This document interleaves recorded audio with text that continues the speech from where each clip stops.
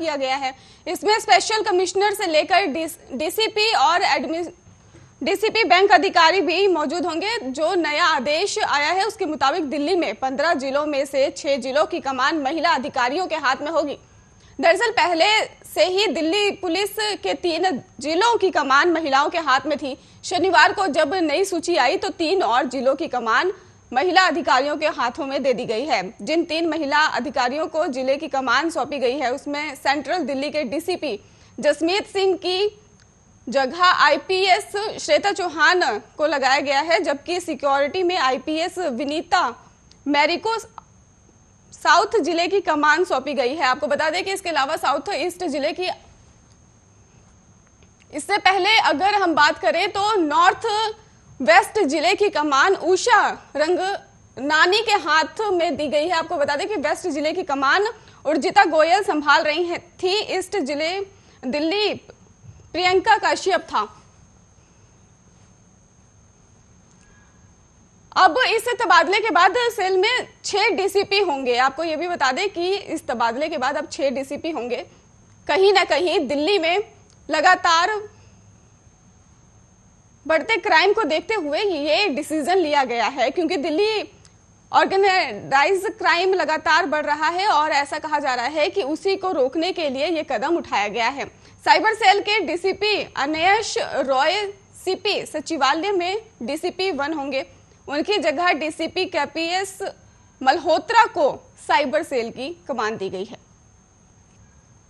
केरल इस समय कोविड-19 से सबसे ज्यादा प्रभावित राज्य है। कोविड के बढ़ते मामलों के चलते केरल सरकार ने यहां कोविड-19 के गाइडलाइंस में कुछ बदलाव का ऐलान किया है। मुख्यमंत्री पिनराई विजयन ने शनिवार को कहा कि राज्य में होटल, रेस्टोरेंट और बार में उन्हीं लोगों को आने की इजाजत होगी जो वैक्सीन की दोनों डोज लगवा चुके हैं।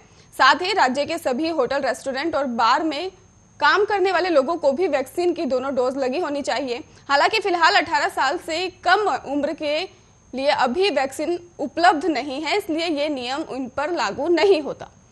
साथ ही मुख्यमंत्री पिनराई विजयन ने बताया कि राज्य के सभी होटल, रेस्टोरेंट और बार 50% की क्षमता के साथ ऑपरेट कर सकते हैं, लेकिन इस दौरान इन जगहों पर एसी चलाने की इजाजत जो होगी नहीं होगी।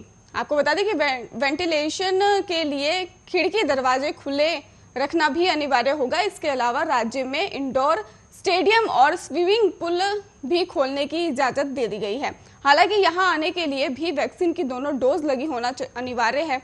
बता दें कि केरल में लगभग 91% आबादी को कोविड वैक्सीन की कम से कम 1 डोज लगाई जा चुकी है। राज्य सरकार ने इससे पहले वैक्सीन की कम से कम 1 डोज लगाए बिना या आरटी-पीसीआर की नेगेटिव रिपोर्ट के बिना लोगों की आवाजाही पर रोक लगा रखी थी।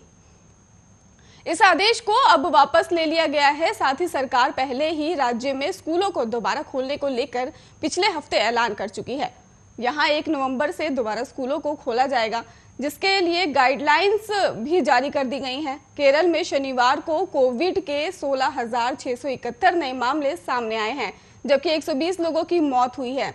पिछले हफ्ते देश में सामने आए कुल केस में 62.73% केरल से रिपोर्ट हुई है। केंद्रीय स्वास्थ्य मंत्रालय के मुताबिक भारत में 33 जिले ऐसे हैं जहां केस पॉजिटिविटी रेट जो है 10% से ज्यादा है। ये 33 जिले केरल, मिजोरम, मेघालय, मणिपुर, अरुणाचल प्रदेश और सिक्किम में हैं। इनमें से 2 सबसे ज्यादा जिले केरल में हैं।